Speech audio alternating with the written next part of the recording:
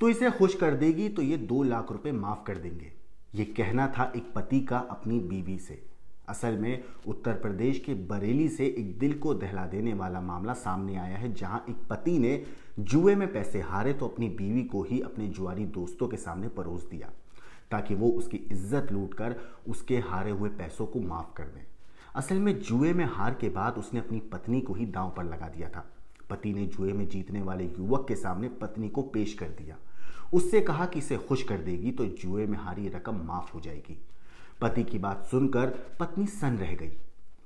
वो अपनी बच्ची को गोद में लेकर कमरे से भागी तो उसे बंधक बनाकर पीटा गया।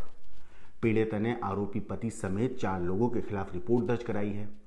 प्रेमनगर थाना क्षेत्र की निवासी विवाहिता ने थाने में तहरीर देकर बताया है कि उसकी शादी नवंबर 2017 में हुई थी और शादी के बाद जब वो विदा होकर आई तो ससुराल वाले कम दहेज मिलने के बात को लेकर उसे ताने देने लगे। ससुराल वालों ने बुलेट या 2.5 लाख रुपए की मांग को लेकर उसका उत्पीड़न शुरू कर दिया। आरोप है कि ससुराल वाले उसकी पिटाई करते थे, जान से मारने की धमकी देते थे। घर न टूटे इसलिए वो जो शादीशुदा महिला थी वो सब कुछ चुपचाप सहती रहती। बाद में उसने अपनी मां को बताया। इस पर उन्होंने 2 बार में एक बार 50,000 और एक बार 30,000 रुपए लाकर ससुराल वालों को दे दिए।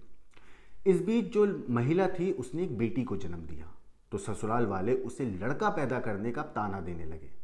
विवाहिता ने बताया है इस पूरे मामले पर कि पति आपराधिक प्रवृत्ति का इंसान है, घर में जुआ कराता है, घर पर पूरी रात जुआरी शराब पीकर जुआ खेलते हैं, गाली गलौज करते हैं।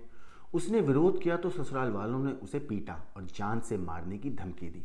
उस महिला ने यह भी कहा है कि 14 जून 2023 को उसका पति जुए में 2 लाख रुपए हार गया था। इस पर वो एक व्यक्ति को कमरे में ले आया, बोला कि तू इसे खुश कर देगी तो ये 2 लाख रुपए माफ कर देगा। उसने पति का विरोध किया और बच्ची को उठाकर कमरे से भागने लगी। इस पर पति, सास, ससुर और देवर ने उसे पकड़कर कमरे में बंद कर दिया, उसे पीटकर घर से निकाल दिया। बाद में पीड़िता ने देवर पर भी अश्लील हरकतें करने का आरोप लगाया है। पीड़िता की तहरीर पर पुलिस ने आरोपी पति, सास, ससुर और देवर के खिलाफ दहेज, छेड़छाड़, मारपीट समेत कई अलग अलग धाराओं में रिपोर्ट दर्ज कर ली है और मामले की तफ्तीश कर रही है। इस कहानी के ऊपर आपका क्या कहना है, आपका क्या सोचना है, हमें कमेंट करके जरूर बताएं। बाकी देश और दुनिया की क्राइम की खबरों के लिए देखते रहिए क्राइम तक।